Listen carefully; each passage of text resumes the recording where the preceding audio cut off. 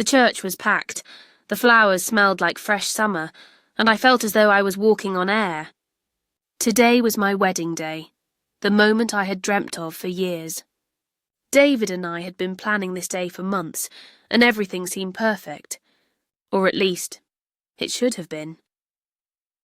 But as I stood at the altar, with the beautiful stained glass windows casting vibrant colours across the room, something didn't feel right. The tension was thick, especially coming from the front row.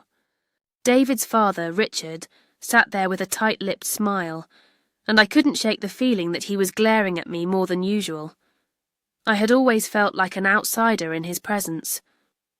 From the first moment I met Richard, he had treated me with distant politeness, but there was always a coldness to his gaze.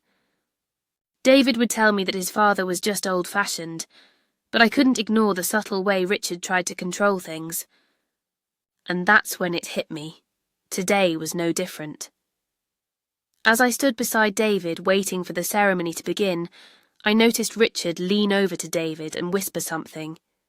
David nodded stiffly, but his eyes darted to me, a flicker of discomfort flashing before he quickly looked away. I felt my stomach tighten. The vows were about to begin, and the weight of the room seemed unbearable. As I looked into David's eyes, I tried to focus on the joy of this moment. But then, right as the officiant began to speak, Richard stood up abruptly. "I'm sorry," he said, his voice loud and commanding. "But I must speak now." The entire room turned to him in shock. David's face turned pale. "Dad, what are you—" "I cannot allow this wedding to proceed," Richard declared, "not without discussing some important matters." A gasp ran through the crowd. My breath caught in my throat. My heart raced as I stood frozen in place, unsure of what was happening. Richard's eyes never left mine, his expression cold and calculated. "I'm afraid," Richard continued, "that there are things about David's past, about his financial situation, that must be brought to light. This marriage cannot move forward until those issues are resolved." My world spun. My legs felt weak. The audience shifted in their seats, whispers filling the room. What was Richard talking about? Why was he publicly humiliating us like this? I glanced at David, but he was staring at his father, horrified, unable to speak. The room was silent, save for the soft rustle of fabric as the guests shifted uneasily in their seats. My heart pounded in my chest, the blood rushing to my ears. The day that was meant to be a celebration of our love was now a battlefield, and I had no idea how to fight back. David was still standing beside me, his mouth slightly agape, his hands trembling. He glanced at me, his eyes filled with confusion and disbelief. "Dad, what are you talking about?" His voice cracked, and I could hear the panic in his tone. "This isn't the time. We're getting married." But Richard cut him off, his voice strong and commanding. "No, David, it's the perfect time. If you're truly going to marry this woman, then she deserves to know exactly what she's getting herself into." His words felt like a slap to the face. My hands shook, my palms slick with sweat as I tried to process what he was saying. David's father had never been kind to me, but I never imagined he would go this far, publicly humiliating us in front of everyone we loved. "Richard, please," I managed to choke out, my voice unsteady. "What are you accusing us of?" "What do you mean by this?" Richard's eyes flicked to me, his lips curling into a thin, cold smile. "I'm not accusing anyone, Grace. I'm simply revealing the truth. You see, David's financial issues have been kept hidden from you. The debts, the lies, and the things that his mother and I have covered up. It's all about to come to light." I felt a lump rise in my throat, and for a moment I couldn't breathe. "What do you mean?" "Covered up?" I asked, my voice barely a whisper. David's face drained of colour as he finally spoke, his voice hoarse. "Dad, stop this. Please don't do this here. Not now." But Richard was relentless, his gaze unwavering. "You don't want to know, David?" "Fine. But I'm not going to stand by and let you make the biggest mistake of your life. Grace deserves to know the truth about you before she signs that paper, before she's bound to you. I could feel the heat rising in my chest as embarrassment and anger fought for dominance. I had always known that Richard didn't like me, but this felt personal. It wasn't just a disapproving father trying to protect his son. It was something darker, something calculated. But what could he possibly gain by destroying my wedding day? And why was he so determined to do it now? The guests were watching us, some of them shifting uncomfortably, others whispering behind their hands. My heart felt as though it was breaking, the weight of the eyes on me crushing down. David stood there silent, his face locked in an expression of shock and frustration. I knew I had to do something, but my mind was a blur. What was Richard's game? Was he trying to ruin my marriage because he couldn't stand the thought of me being a part of his family? Or was there more to this than I realised? And then, out of nowhere, I remembered something. It was a small detail from a conversation I had overheard months ago, just before David and I had gotten engaged. I had been at David's parents' house helping Michelle in the kitchen when I overheard Richard on the phone, his voice low and urgent. "I don't care what it costs," he had said. "We need to stop this wedding. It can't happen. I'll find a way to make it work." I had thought nothing of it at the time, assuming it was just another one of his offhand comments. But now, as I stood there, the pieces started to click together. Richard had been planning this for months. He had been sabotaging us from the very beginning. I turned to David, my voice shaking with a mixture of fear and anger. "David, tell me. What is he talking about? What's going on?" David finally looked at me, his expression torn. "Grace, I didn't want to tell you. I didn't want you to worry, but I have debts, big ones. And Richard? He's been controlling everything. He's been keeping me in line. I thought I could fix it. I thought I could handle it."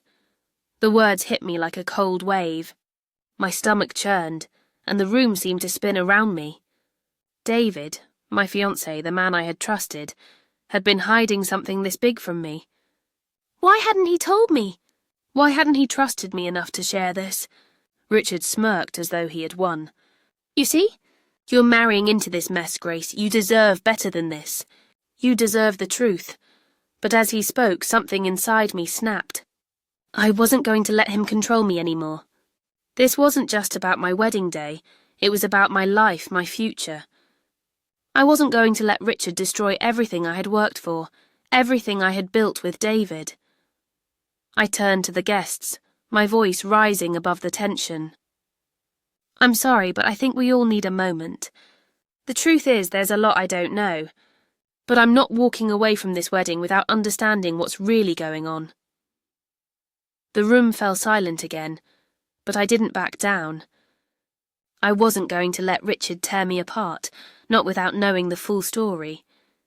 The silence that followed my words was suffocating. The tension in the room seemed to thicken with each passing second, but I stood my ground. My heart was pounding in my chest, but I refused to show fear. I wasn't going to let Richard, or anyone else, manipulate me into making a decision out of panic. David, still pale, stood beside me, his eyes darting nervously between me and his father. "Grace," he began, his voice strained. "I didn't want this to come out like this. I thought I could fix it. I really did." Richard's smug smile never wavered. "You thought you could fix it, but you've been living in denial. You've been letting your debts pile up, all the while pretending it didn't matter." He glanced at the guests, his voice laced with a sense of triumph. "The fact is, David has been hiding everything from Grace, and if you marry him, you'll be marrying that mess too." I felt my stomach turn. But something about Richard's words didn't sit right with me. There was a bitterness in his tone, a certain glee in his eyes, that made it clear this wasn't just about saving his son from a bad decision. This was personal, but why? David was staring at the floor, guilt written all over his face. "I never meant for it to get this far. I thought I could handle it on my own. I was trying to keep you safe from all of this, Grace. I shook my head, still processing the shock of what was happening. Safe from what, David? From the truth? Richard's voice cut through the air again. You see, Grace, David's debts aren't the only issue. There's something else you don't know, something he's been hiding from you since before you ever met him. I turned to Richard, the hairs on the back of my neck standing on end. What are you talking about? I demanded, my voice trembling with both anger and confusion. David looked up then, his eyes locked with mine, and for the first time I saw the weight of his shame. Grace, there's something you need to understand. When we met, I wasn't completely honest with you. I wasn't the man I pretended to be. I wasn't just dealing with financial issues, I was hiding something far worse. My heart raced. What could he possibly be talking about? I felt like the world was crumbling beneath me. The foundation of everything I thought I knew about David, about us slipping away. Richard's eyes gleamed, and he stepped forward, as though he couldn't wait to finish what he had started. David has a history, Grace. A history of bad decisions, of lies that have destroyed families. And that history isn't just his. It's yours now too if you go through with this wedding. I turned to David, desperate for answers. What is he talking about? What's going on? David looked torn, but then in a low voice he finally spoke the words I never expected to hear.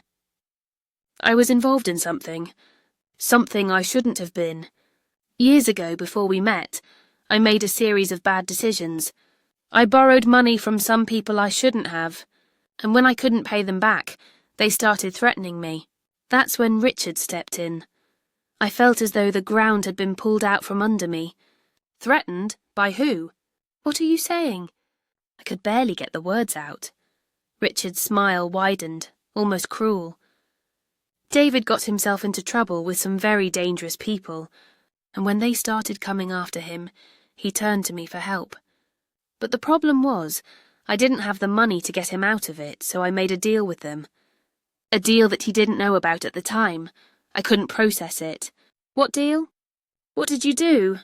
Richard's voice lowered, almost a whisper, but sharp with intent. I paid them off, Grace, but in return I made sure that David would owe me, a debt that would keep him under my control for the rest of his life. The words hit me like a punch to the gut. You blackmailed him. My voice cracked with disbelief. David's face was ashen. No, Grace, I didn't know. I didn't know about the deal. I thought I was free, but I was wrong. I was never free. Richard's eyes narrowed. You're not free now either. Not until this wedding is stopped. Because if you think you can marry David and ignore the consequences, you're making a huge mistake. The room felt like it was closing in on me. I could feel the walls pressing in, the weight of Richard's words suffocating me. But deep down, a part of me refused to give in. This wasn't about David's past. It was about us, and what we were willing to do to move forward. David's face was filled with sorrow, but I could see the desperation behind his eyes. I wanted to believe in him, to trust that he could fix this, but everything was unravelling so quickly that it was hard to know where to stand. I turned to Richard, my voice barely above a whisper. Why, Richard? Why do this to us? What do you want from me? His smile twisted into something more sinister. I want you to understand the cost of marrying my son, Grace, the price you'll pay for being with him. Suddenly I knew what I had to do. This wedding wasn't just about me and David. It was about taking control of my own life again, and not letting Richard or anyone else dictate my future. I'm not walking away from this wedding, I said, my voice steady and resolute, not without knowing the truth. And I'm not going to let you control me anymore. The church was still in an eerie silence, as Richard's words echoed in my mind, each one a heavy blow. But now, I was done standing there like a spectator in my own life. It was as though everything I believed in, the man I was about to marry, the family I was joining, had been ripped apart in a matter of minutes. And yet I couldn't let this be the end of my story. Not here, not now. I turned to David, my voice firm. David, we need to end this now. We can't keep letting him control us. This wedding is about us, not about what Richard wants. David's face was a mix of shock and guilt, his hands trembling. Grace, No, I interrupted, my voice shaking with a mixture of fear and resolve. No more secrets, no more lies. This wedding happens today or it doesn't happen at all. But I'm not backing down. Richard scoffed, his arms crossed smugly over his chest as he stood there watching us. You think you can just ignore the past, Grace? That's adorable. But the truth will come out, no matter how hard you try to ignore it. David looked at me, searching my eyes, as though trying to decide whether he could trust me. And then, in a voice barely above a whisper, he spoke. Grace, I've been thinking about everything, about us, about the future. I don't want you to feel trapped by my past anymore. You're right. I've been hiding things from you, but I don't want that to come between us. Richard's eyes narrowed, his lips curling into a sneer. You're both making a mistake. Don't say I didn't warn you, but I was done. I had had enough of his manipulation. I had to do something to take control back. Not just for me, but for David, too. David, listen to me, I said, my voice steady now. I'm not asking you to fix everything at once, but I'm asking you to choose me and choose us. Not your father's control, not the lies. Just us. David stood there, his eyes still filled with uncertainty. But slowly, almost imperceptibly, I saw something change in him. A flicker of something, hope maybe, crossed his face. He took a deep breath and, in a voice that finally held conviction, he spoke again. I choose you, Grace, and I'm not going to let my father ruin this. The words were simple, but they held weight. And in that moment, I knew he was finally being honest with me. He wasn't just confessing his mistakes. He was taking ownership of his future. Our future. Richard's jaw tightened as he watched us, his gaze flicking between David and me, his expression a mixture of disbelief and anger. You're making a huge mistake, he muttered, his voice low and venomous. I don't care what you think anymore, I said, my voice loud enough to carry across the room. This isn't about you, Richard. This is about David and me, and I'm not going to let you tear us apart. David stepped forward, his shoulders squared, as if for the first time he wasn't the scared son who had been hiding from his father's control. He was the man I knew he could be. He was my partner. We're getting married today, David said, his voice clear and resolute as he held my hand. And if you try to stop us again, we'll walk out of here together. The truth is out now and I'm done hiding. There was a long pause. The air felt thick, charged with the tension of what had just happened. Richard's face contorted in fury, his fists clenched at his sides. For a moment I thought he might lash out, physically, emotionally, but he did nothing. Instead, he took a slow, deliberate step back, as though weighing his options. You'll regret this, he said, his voice full of spite. But I didn't care. I wasn't going to let Richard's threats control me anymore. This wedding, my future, was mine to choose. And as I looked at David, I saw the man I loved, not the broken, guilt-ridden man from earlier, but someone who was ready to fight for us. David's hand tightened around mine, and I could feel the warmth of his palm, steady and reassuring. There was no turning back now. I'm ready, Grace, he said, his eyes filled with sincerity. Let's do this. We turned back toward the officiant, who had remained silent through the entire exchange.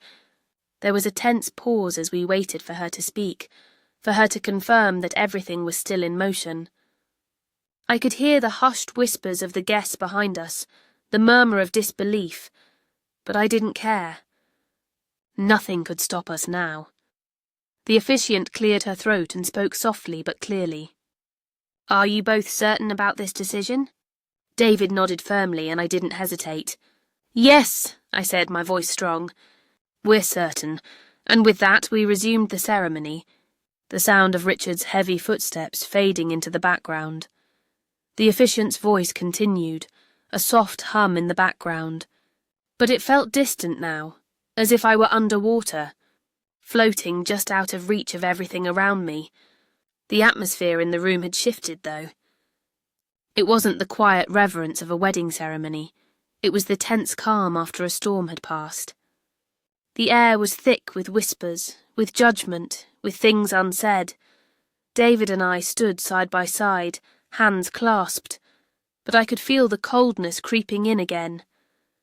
The truth had come out, at least part of it had, and it wasn't enough. Not nearly enough. There were still too many unanswered questions about Richard's role in all of this, and more importantly, how it would all affect us moving forward. Could we really start a life together knowing that his father had tried to tear us apart? The ceremony dragged on, each word from the officiant growing more distant in my ears. I wasn't paying attention anymore. My thoughts were consumed with Richard's words, his threats. He had said it wasn't just about David's past, it was about what was coming next. What had he meant? What was he planning? When the vows came, it felt like an eternity. David's voice trembled slightly as he spoke, his words laden with a mixture of fear and hope. I wanted to believe in him, to believe that we could still make it, but the weight of everything still clung to me like a shadow I couldn't escape. I promise to love and support you, David said, his voice shaky but sincere. No matter what happens with my family, no matter what obstacles we face, I'm with you. I choose you. I wanted to believe him. I wanted to trust that the man standing before me, the man I had thought I knew so well, was being completely honest. But the shadow of Richard's manipulation still loomed large over us. When it was my turn to speak, I felt the weight of every word, every promise. But in the back of my mind, I wondered if I was making a huge mistake. Had I overlooked something? Was I just too blinded by my own love for David to see the truth about his past? I promise to stand by you, David, I said, my voice steady, though my heart was racing. I will face whatever comes with you, but I need to know the whole truth. I need to know that I'm not walking into this blindly. David's eyes met mine, and for a moment I saw a flicker of something. Guilt, maybe. Regret. But it was quickly replaced by resolve. You will, he whispered. You'll know everything, Grace, I swear. And then, as if the world had been holding its breath, the officiant pronounced us husband and wife. But even as I smiled, as the guests clapped and cheered, a part of me felt hollow. The joy of the moment felt distant, tainted by the storm that had just passed. There were still too many unknowns, too many pieces of the puzzle missing. What was Richard's real game? Why had he been so determined to stop us from marrying? The reception that followed was no better. It felt like a masquerade ball, with everyone pretending that nothing had happened, that we weren't standing on the edge of something much darker. I could see Richard in the corner of the room, his eyes never leaving us, his expression one of quiet fury. He hadn't gone anywhere. He was still in control, still pulling the strings. David and I tried to put on brave faces for the guests, to act as though everything was fine. But the smiles felt forced. The laughter sounded hollow. With every passing minute I felt more and more isolated. David had promised me the truth, but it wasn't coming fast enough. After a few hours, I found myself alone at a corner table, trying to escape the overwhelming sensation that everyone was staring at us, judging us. The whispers had started. I could hear them behind me, quiet but distinct. I was used to gossip, to people talking behind my back, but this felt different. This felt like the entire room was waiting for the next shoe to drop. David found me there, his face tight, the weight of the day pressing on him. "Grace, we need to talk," he said, his voice strained. I looked up at him, but my heart wasn't in it anymore. "I don't know if I can do this, David. I don't know if I can keep pretending that everything's okay when I don't even know what's going on with your father. He sat down beside me, taking my hand, his eyes filled with an apology I didn't know how to accept. I swear, Grace, I'm going to fix this. I'll tell you everything, but not tonight. Not here, we need to leave. We need to get away from all of this. I felt a pang of frustration, a bitter ache in my chest. How could I keep going like this? How could I be married to a man who had kept so much from me? I didn't want to leave the reception. I didn't want to escape this day, this moment. I wanted the truth. I wanted answers. David, what's the truth? What aren't you telling me? I asked, my voice quiet but insistent.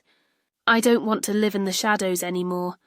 I don't want to feel like I'm married to a man who has so many secrets. Please, just tell me. He looked away, his face twisted with guilt. I promise, Grace, I swear I'll tell you. I don't know where to begin. The reception felt like a blur after that. I tried to smile for the guests, but my mind was elsewhere, consumed by the need for answers. David and I hadn't spoken much since our conversation in the corner. He had promised to tell me everything, but I knew he was struggling with something deep inside, a guilt that seemed to be eating him alive. And as much as I wanted to help him, I also couldn't ignore the feeling that something was being kept from me. We decided to leave early, both of us silently agreeing that the crowd and the whispers weren't helping. I needed to be alone with David, away from his father, away from the judgment. We made our way to our car, the cool night air wrapping around us as I clutched David's hand, needing the reassurance that he was still the man I loved despite everything. I'm sorry. Grace? David murmured as we got into the car, his eyes not meeting mine.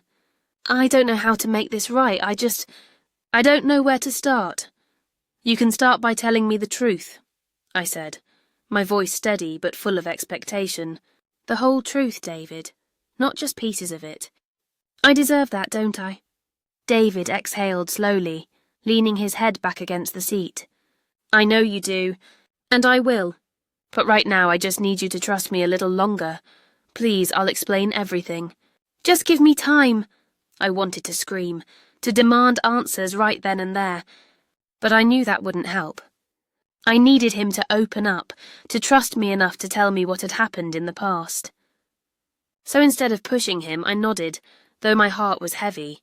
We'll go home, I said softly. We'll figure this out together. The drive was quiet, both of us lost in our thoughts. When we got to our apartment, David immediately went to his study and I followed him. He seemed distant, as if he were trying to gather his thoughts, but I couldn't let him retreat. Not again. David, I said, standing in the doorway of his study, we can't keep living like this. We can't pretend like nothing's wrong. He didn't respond immediately, but when he finally turned around, his face was pale. He was holding something in his hand, a letter sealed with an old-fashioned wax stamp. I found this, he said, his voice barely a whisper. It was in my father's office, buried under a stack of papers. I didn't want to look at it, but I had to. It's from years ago, before you and I met. I stepped forward. My curiosity piqued. What is it, David? David hesitated, his fingers running over the envelope. It's a letter from my father's lawyer. It's about the deal my father made, the one he never told me about. I felt a chill run down my spine. A deal? He nodded grimly. The deal that started it all. The one that put me in debt. The one that led to everything that happened today. He handed me the letter, and I felt my hands tremble as I took it from him. The wax seal was cracked, but the letter inside was neatly folded, the edges worn from time. I could tell that David had kept it hidden from me for a long time. The truth had been right in front of us, but neither of us had known it. I sat down at the desk, opening the letter carefully. As I read, my heart began to race. It was dated years ago, when David was still in college. The letter outlined a financial arrangement between Richard and an unnamed third party. In exchange for a large sum of money, Richard had agreed to a clause that would bind David to a massive debt. The letter detailed how the debt would be repaid, but there was something else, something more sinister. The arrangement included stipulations that Richard would have full control over David's finances until the debt was settled. And as I read further, it became clear that David's father had engineered the entire situation.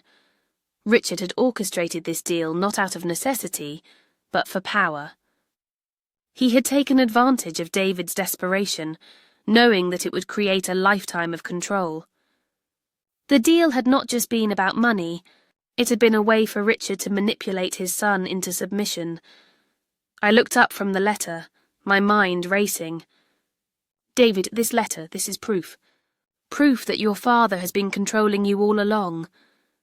David's face was white, his jaw clenched. I had no idea. I thought it was just a loan.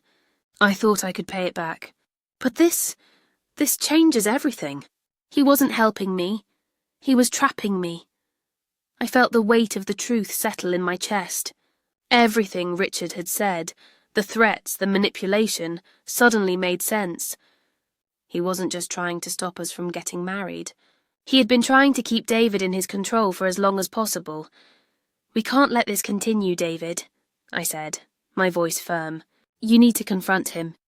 You need to take control of your life. David shook his head slowly. I don't know if I can, Grace. He's too powerful. He has too much leverage over me. But we have this letter, I said, holding it up. This is our leverage. This is the truth. We can take it to a lawyer, to a court. We can end this. David looked at me, his eyes filled with a mixture of fear and relief. You're right. This is the first step. But I need to face him. I need to finally break free. I stood up, walking over to him and placed a hand on his shoulder.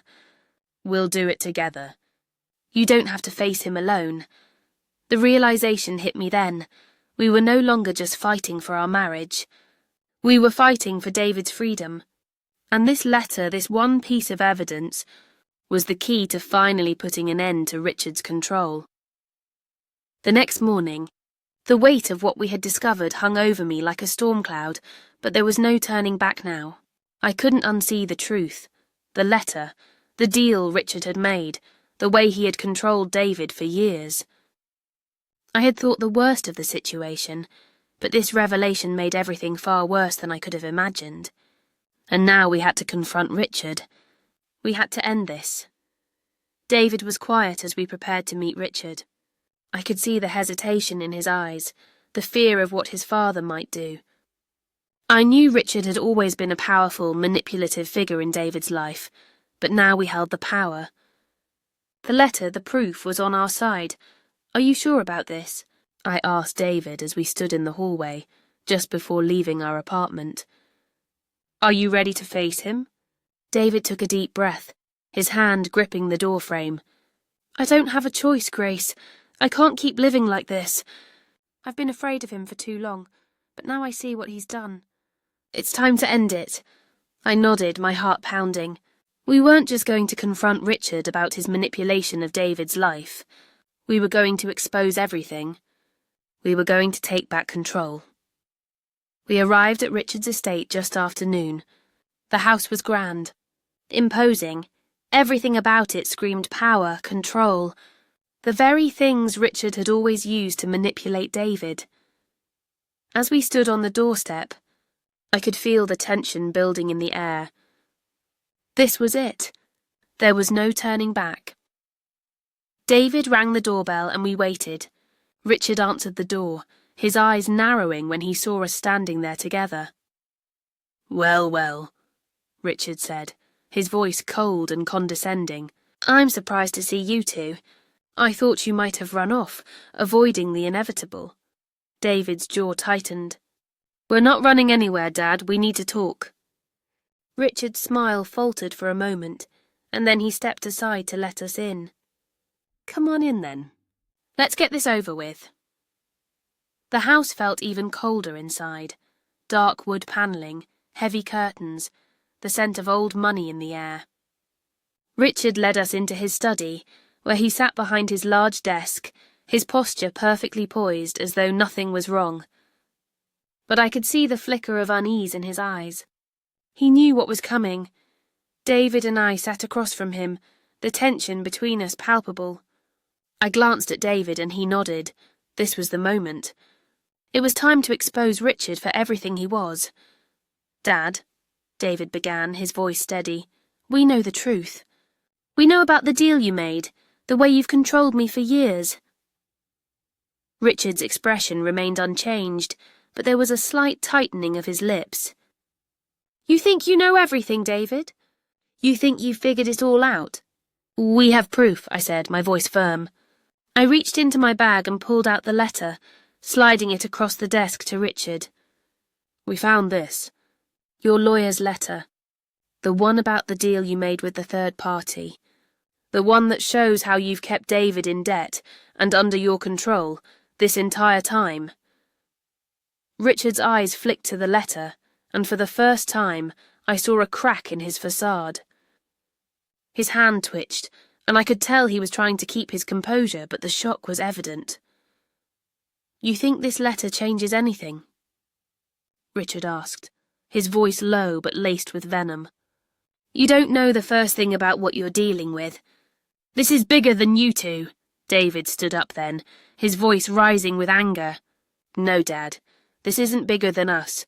We've been living in your shadow for too long. You've controlled me for years, but no more. I'm done." Richard stood up abruptly, his chair scraping loudly against the floor. "You don't understand what you're saying, David. You think you can just walk away from this? You think you can erase everything I've done for you? You wouldn't be where you are today without me. Without me, you'd still be drowning in debt." "I don't need your help anymore," David shot back, his voice fierce. "You think I owe you something? I don't owe you anything, Dad. You've been using me, controlling me, and I'm not going to stand for it anymore." The tension in the room was suffocating. Richard's face was red, his fists clenched, but I could see the panic creeping into his eyes now. For the first time, I saw a man who wasn't in control. "You're making a huge mistake," Richard said, his voice shaking with rage. "You don't know what you're throwing away. You think you can just walk away from me, from this life. You'll never be free." "We're free now," I said, standing up beside David, "and we're not going to let you dictate our future. We're done." Richard's eyes darted to the letter again, and then back to us. The realization hit him. This wasn't a fight he could win anymore. The letter, the truth, it had broken his hold on David, and without that control, Richard had nothing. "You'll regret this," Richard spat, his voice full of spite. "You'll see. Everything I've done has been for your own good. You'll ruin yourselves without me." "We'll be fine," David said calmly. "We're stronger than you think." We turned and walked out of his study, leaving Richard standing there, his face twisted in disbelief. As we stepped into the hallway, I could feel the weight lifting off my shoulders, the chains breaking. The drive back to our apartment felt different. The heavy, oppressive air that had clung to me for months, that feeling of being trapped in David's past, had been lifted. The letter we found had shattered Richard's control over him, but more than that, it had allowed us to see each other for who we truly were, not as puppets in his game, but as two people with the power to decide our own fate. As we sat in the car, the weight of what had just happened settled in. For the first time, I could see a future with David that wasn't weighed down by the shadows of his father's manipulation. It was just us now. No more secrets. No more lies. "I can't believe it's over," David said, his voice quiet, almost in disbelief. "For so long I thought I was stuck, that I was tied to him forever." I squeezed his hand, feeling the warmth of his skin. "You're not stuck anymore, David. We're free." David's face softened, his eyes reflecting a mixture of relief and hope. "I don't know what I would have done without you, Grace. You've been my rock through all of this." I smiled, my heart swelling with love for him. "We've been through a lot, but we're stronger for it. And now we get to build our life the way we want it. No one else's control. The road stretched out before us, and as we drove home I realised that this was just the beginning. There would still be challenges ahead. Richard wouldn't just vanish from our lives, and I knew that there would be more hurdles to face as David rebuilt his life. But this time we would face it together. We were no longer just fighting for survival. We were fighting for our future. A few weeks later, we sat down with a lawyer and began the process of dismantling Richard's hold over David's finances. The letter had been a powerful tool, but it wasn't the end of the fight. There were legal battles to wage, assets to sort through, and years of manipulation to undo. But every step of the way, David stood by my side.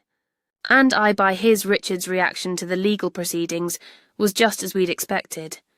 He fought tooth and nail, trying to cling to the power he had over David for so long. But each time he tried to intimidate us, we fought back harder. The more we exposed, the more his grip loosened. It was a long, exhausting process, but every day it became clearer that David would no longer be under his father's thumb. And then one day, we received the final letter. The legal battle was over. Richard had been forced to relinquish control over David's assets. The debts he had trapped David with were paid off, and the last of his manipulative hold on us was broken. It was done. I remember the day we signed the final documents. David looked at me, a look of pure relief on his face. "It's over," he said, his voice barely a whisper. "We're free." I held his hand, a smile spreading across my face. "We are, and now we can finally move forward," and so we did. David and I built a life together, a life where we were in control, where we made the decisions. We bought a home, and over time our love grew stronger. The wounds of the past would always be there, but they no longer defined us. We had learned to trust each other in ways we never had before. As for Richard, he faded into the background, his influence over David broken. He would never fully disappear from our lives, but he no longer had the power to control us. We were free, and that was all that mattered. Years passed, and David and I looked back on that day, the day we confronted his father, with a sense of quiet satisfaction. It had been a turning point, not just in our marriage, but in our lives. We had faced down the most powerful force in our world, and emerged stronger for it. In the end, I realised that revenge wasn't about grand gestures or dramatic confrontations. It was about reclaiming your power, finding your voice and choosing to live on your own terms.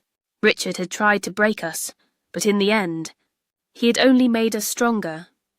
And that, I thought, as I held David's hand one evening as we sat on our porch, was the sweetest revenge of all. Author's note. This story was a journey of finding strength in the face of manipulation and control.